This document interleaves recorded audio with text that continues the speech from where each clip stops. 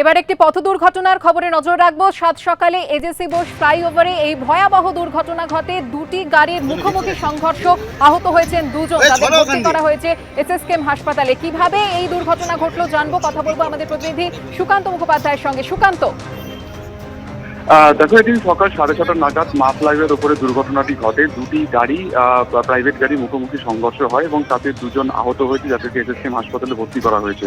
Police সূত্রে যাদের জানা যাচ্ছে যে এদিন পিটিএস থেকে একটি তথ্য প্রযুক্তির কর্মীদেরকে নিয়ে একটি টাটা সুমো গাড়ি সেটি পিটিএস থেকে মা ফ্লাইওভারে ওঠে এবং ঠিক বাংলাদেশ হাই কমিশনের সামনে যে ফ্লাইওভারের অংশ রয়েছে সেখানে সেই গাড়িটি যখন যায়, তার অভিমুখ যখন পার্ক সার্কাসের দিকে ছিল, সেই সময় ঠিক অপর দিক থেকে কার্যত লেন ভেঙে অন্য একটি প্রাইভেট গাড়ি আসে এবং তারপরে মুখোমুখি সংঘর্ষ হয়।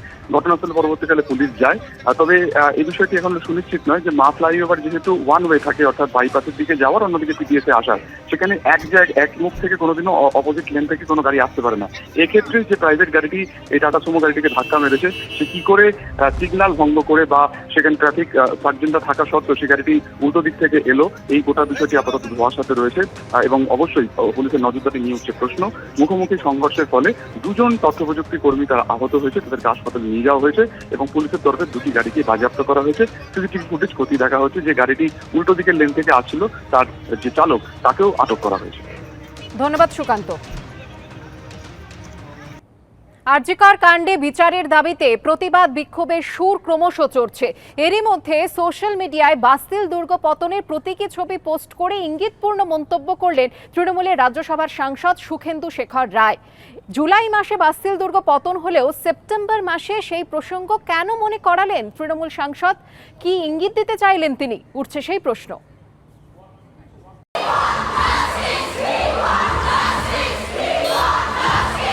আরজিকর কাণ্ডের প্রতিবাদে কাতারে কাতারে মানুষ যেদিন রাস্তায় নেমে প্রতিবাদ করছেন,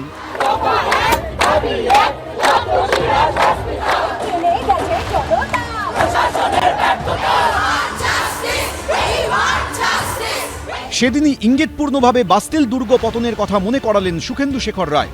1789 সালের 14 জুলাই প্যারিসের বাস্তিল দুর্গের পতনের দিনটিকেই ফরাসি বিপ্লবের সূচনা বলে মনে করা হয়। আরজিকর কাণ্ডের প্রতিবাদে সর্বস্তরের মানুষের ক্ষোভ যখন রাস্তায় আছড়ে পড়ছে, তখন বাস্তিল দুর্গের পতনের ছবি পোস্ট করে তৃণমূল সাংসদ এবং তৃণমূলের মুখপত্রের সম্পাদক সুখেন্দু শেখর রায় লেখেন, জুলাই 1789 বাস্তিল দুর্গ মাটিতে মিশিয়ে দিয়েছিল বিক্ষুব্ধ জনতা, যা জন্ম দিয়েছিল ঐতিহাসিক ফরাসি বিপ্লবের। কিন্তু বাস্তিল দুর্গের পতন হয়েছিল জুলাইতে, এখন জুলাই আগস্ট পেরিয়ে ক্যালেন্ডারে সেপ্টেম্বর। তাহলে হঠাৎ এখন এই পোস্ট কেন? এই পোস্টের মাধ্যমে সুখেন্দু শেখর রায় কি ইঙ্গিত করতে চাইলেন? সুখেন্দুবাবুকে বলবো যে বাস্তিল দুর্গের পতন তখনই হয় যখন রাস্তায় নেমে সেই দুর্গের দিকে ধেয়ে মানুষ চলে, সেই মানুষের সাথে সাথেও আপনাকেও চলতে হবে, তখনই বাস্তিল দুর্গের পতন হবে। আমি বাড়িতে বসে বসে বাস্তিল দুর্গের পতন হবে এই স্বপ্ন দেখলে বাস্তিল দুর্গের পতন হয় না। সুখেন্দু শেখর রায় তার মনে হয়েছে তিনি করেছেন, অবস্থানে বসেছেন, বাস্তুল দুর্গের ছবি পোস্ট করেছেন, পতন, হয়তো রূপক ধর্মী কিছু কথা বলতে চাইছেন। বাংলায় যা চলছে প্রতিটি অংশের মানুষ বিচারের দাবি করছেন, রূপক অর্থে সম্ভবত সুখেন্দু শেখর রায় পোস্ট করেছেন। সুখেন্দুদা ইতিহাস নিয়ে প্রচুর পড়াশুনো করেন, ঐতিহাসিক ঘটনাক্রম, আন্তর্জাতিক বিভিন্ন ঘটনাগুলো তার জানা। তিনি কোন পরিপ্রেক্ষিতে উনি ওই সময় হয়তো যে সময় পোস্ট করেছেন সে সময় হয়তো বাস্তিল দুর্গের ইতিহাস নিয়ে কোনো ভালো বই পড়ছিলেন। ইতিহাসবিদরা বলেন, বাস্তিল দুর্গের পতন আসলে শত শত বছর ধরে শাসকের নির্যাতন ও তার ফলে পুঞ্জীভূত ক্ষোভের বহিঃপ্রকাশ। কিন্তু আচমকা সে কথা মনে করিয়ে কিসের ইঙ্গিত দিলেন তৃণমূল সাংসদ? গোটা রাস্তা সাধারণ মানুষের দখলে, নাগরিকদের দখলে, এবং এই নাগরিকদের দখলে থাকা রাস্তা থেকে বোঝানো যেতে পারে যে প্যারিসের উপর যেমন বাস্তিল দুর্গের পতন বুঝিয়ে দিয়েছিল যে রাজার আর কোনো নিয়ন্ত্রণ নেই, ঠিক তেমনি এখানেও বোঝা যাচ্ছে যে যতই চিৎকার করুক মুখ্যমন্ত্রীর ক্রমশ নিয়ন্ত্রণ এই পশ্চিমবঙ্গের উপর থেকে হারিয়ে যাচ্ছে। এই যে আন্দোলন, এটা ক্রমশ বিস্তৃত হচ্ছে।